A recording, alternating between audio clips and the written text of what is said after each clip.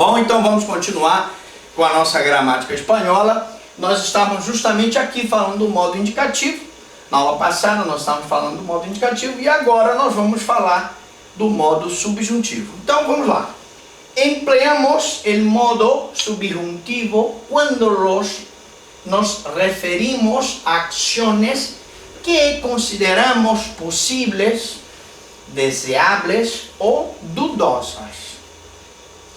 Nós empregamos o modo subjuntivo quando nos referimos a ações que consideramos possíveis, desejosas ou duvidosas. Quando nós desejamos alguma coisa, quando nós duvidamos de alguma coisa, nós empregamos o modo subjuntivo. E o modo subjuntivo, ele tem umas palavrinhas que são palavras que a gente usa. Por exemplo, ojalá. Nós não temos o oxalá em português? Ojalá llueva. Está fazendo muito calor. Nós estamos agoniados aqui com o calor. E aí eu digo, ojalá llueva. Poxa, que seria tão bom que chovesse, né? Oxalá cai uma chova. Quizá lloviera. Ora, também modo subjuntivo. Também para expressar um desejo, né? Quizá llueva. Quizá llovera. Significa que eu gostaria que caísse uma chuva. Então, você sabe que eu vou empregar o modo subjuntivo em possibilidades, desejos e dúvidas. Quando eu não tenho certeza, se eu tiver certeza, eu emprego o modo indicativo. E finalmente nós empleamos o modo imperativo quando dirigimos órdenes afirmativas ao oyente. E eu poderia dizer aqui, empregamos o modo imperativo quando nós dirigimos ordens afirmativas ou negativas, já que o modo imperativo tem o imperativo afirmativo e o imperativo negativo. Ao ouvinte. Senta-te pronto. É uma ordem. Senta-te. Cállate. Venid aqui. Cógelo. São expressões que demonstram ordens. Portanto, modo imperativo. Então, no indicativo, quando eu tenho certeza. No subjuntivo, quando eu tenho dúvida. No imperativo, quando eu estou exprimindo ordem. Bom, e aí, professor, terminou? Não, ainda tem muito mais. Los tiempos verbales. Agora sim, nós vamos começar a falar. Llamamos tiempos al conjunto de formas verbales que presentan la acción de la misma manera y correspondan al mismo tiempo, pasado, presente ou futuro. Chamamos tempos verbais ao conjunto de formas verbais que apresentam a ação da mesma maneira e correspondem ao mesmo tempo, seja ele passado, presente ou futuro. Cada tempo verbal consta de 6 formas que variam em número e persona. Cada tempo verbal consta de 6 formas que variam em número e pessoa. Mas quais são, professor Franklin, essas formas? Vamos lá. Presente del indicativo, verbo llamar. Vamos começar com o presente do indicativo do verbo chamar, que é um verbo na terminação a, para dizer, primeira persona, yo llamo. Segunda persona, tú llamas. Terceira persona, ele llama. Eu chamo, tu chamas, ele chama. Parecido com o português. Primeira persona del plural. Nosotros llamamos. Nosotros llamamos. Segunda persona, vosotros llamáis. Vosotros llamáis. E terceira persona, ellos llaman. Nós chamamos. Vós chamais, eles chamam. Igualzinho português, com a devida diferença, já que nós estamos falando uma gramática de espanhol. Essa gramática está sendo ensinada para você que está dando os primeiros passos na língua espanhola. Vamos lá. Tiempos simples e tiempos compostos.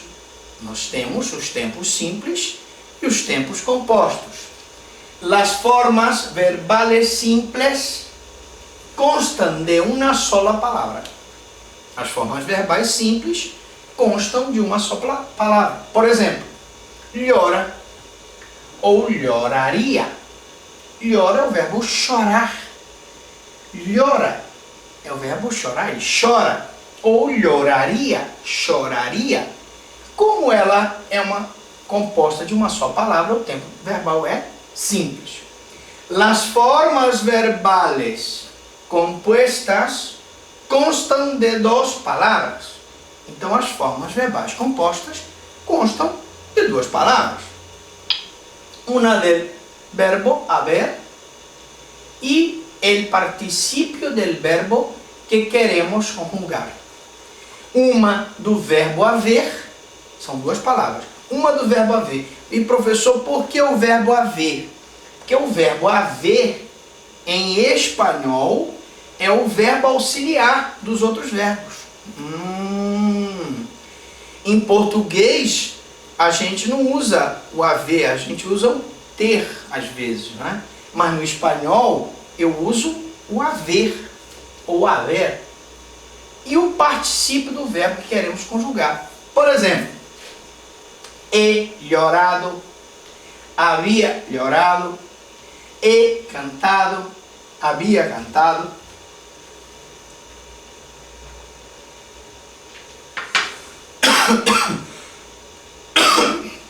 Bom, então vamos ver os tempos simples e os tempos compostos. Tempo simples, uma só palavra. Presente, amo. Pretérito imperfeito, amava. Tempos compostos, duas palavras. Pretérito composto, he amado. Pretérito pluscuamperfecto, havia amado. Reparem que nos tempos compostos eu sempre vou usar o verbo haver. Yo he, tu has, ele há. Então eu sempre vou usar o verbo haver mais o particípio dos outros verbos. Amado, cantado, bebido, querido, partido. Sempre o verbo haver, que é o auxiliar do espanhol. Bom, tempos simples e tempos compostos. Vamos lá. Tempos simples. Tempos simples. Modo indicativo. Pretérito perfeito simples. Yo amé. Tempo simples. Yo amé. Futuro condicional presente. Yo amaré. Yo amaria. Yo amé. É simples, porque só tem uma palavra. Agora, se eu vou lá para os tempos compostos, pretérito anterior, ube amado. Verbo haver, sempre com o particípio do verbo que a gente quer conjugar. Verbo haver, ube. Futuro perfeito. Futuro perfeito. Condicional perfeito. Pretérito perfeito. Abre, amado. Abria, amado. E haya, amado. Não se preocupe, você aluno. Nós vamos ter uma aula só sobre o verbo haver. Presente, as conjugações dele. Por enquanto, eu quero apenas que você fixe que quando for um tempo simples, ou tempo simples, eu vou ter uma só palavra. E quando for um tempo composto, ou tempos compostos, vamos ter o verbo haver mais o particípio do outro verbo. Repetindo, verbo haver mais o particípio do outro verbo. Professor, mas eu não sei ainda conjugar o verbo haver. Nós vamos ter uma aula só sobre conjugação do verbo haver, para você não se preocupar. Bom, tempos simples e tempos compostos. Tempo simples, modo subjuntivo. Nós já vimos que no modo subjuntivo a pessoa tem dúvida, ela expressa uma dúvida, ela expressa um desejo. Então, eu tenho pretérito imperfeito, amara ou amasse, e eu tenho futuro, amaré, amaré. São situações de subjuntivo porque eu não tenho certeza, tenho uma dúvida. Será que eu vou amar mesmo? Eu amaré ou não? Não sei, portanto, subjuntivo. Já os tempos compostos seriam o pretérito plus pluperfecto, hubiera ou hubiese amado, hubiera ou hubiese amado, e futuro perfeito, hubiere amado. Futuro perfeito, hubiere amado.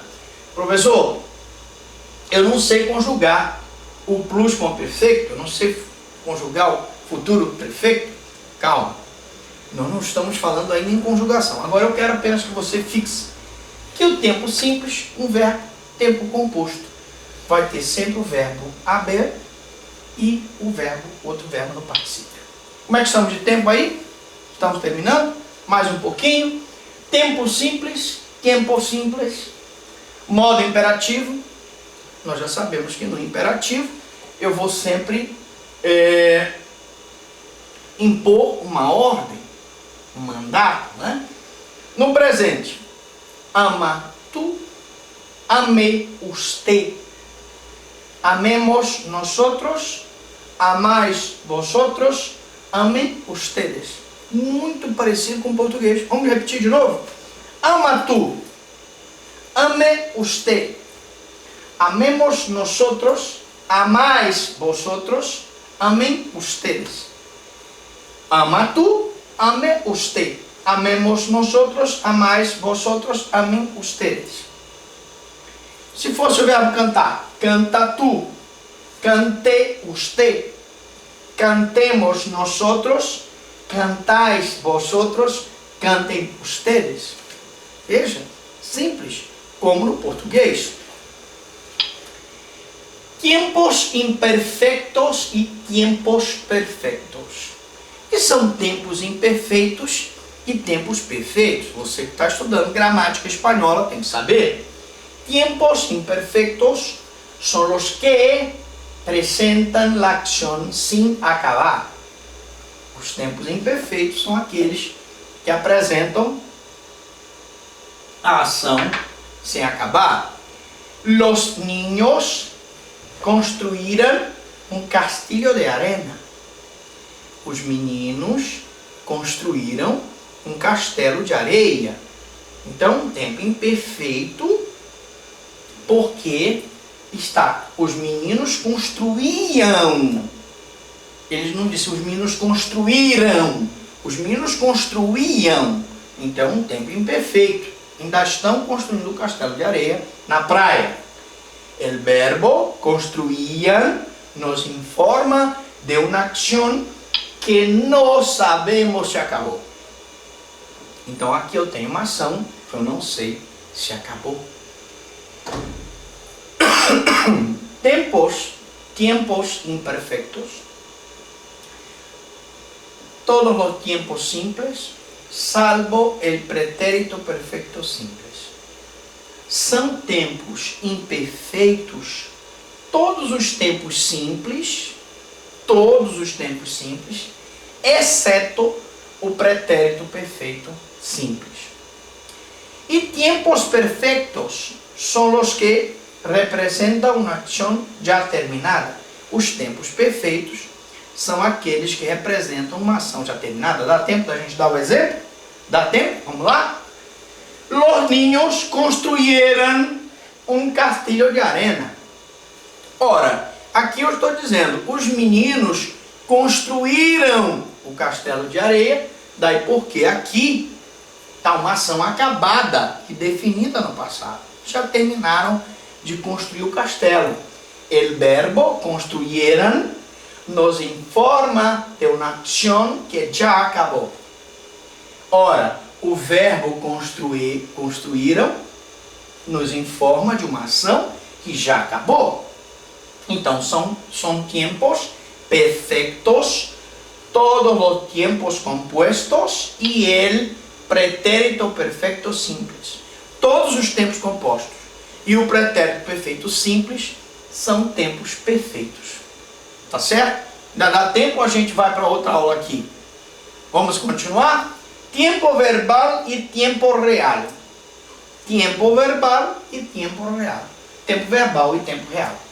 Los tiempos verbales sitúan la acción en un tiempo real determinado. Fácil, né?